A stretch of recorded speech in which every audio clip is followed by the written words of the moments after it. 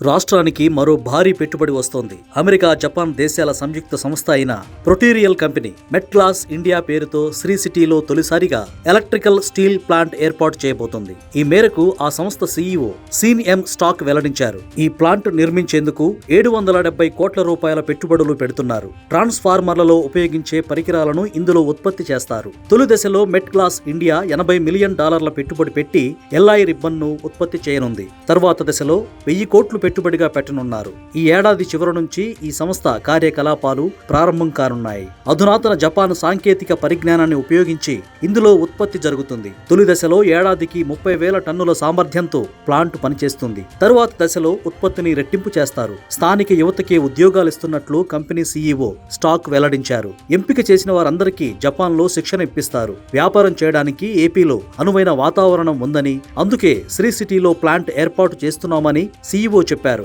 తొలి దశలో 200 మందికి, మలి దశలో 500 మందికి ఉద్యోగాలు లభిస్తాయి. ఈ ప్లాంట్ లో స్టీల్ ఉత్పత్తికి ఈ కంపెనీ బొగ్గు వినియోగించదు. అంతా విద్యుత్ ఫర్నేస్ ద్వారానే జరుగుతుంది. ఇనుప ఖనిజాన్ని కూడా స్థానిక ఉత్పత్తిదారుల నుంచే సేకరిస్తారు.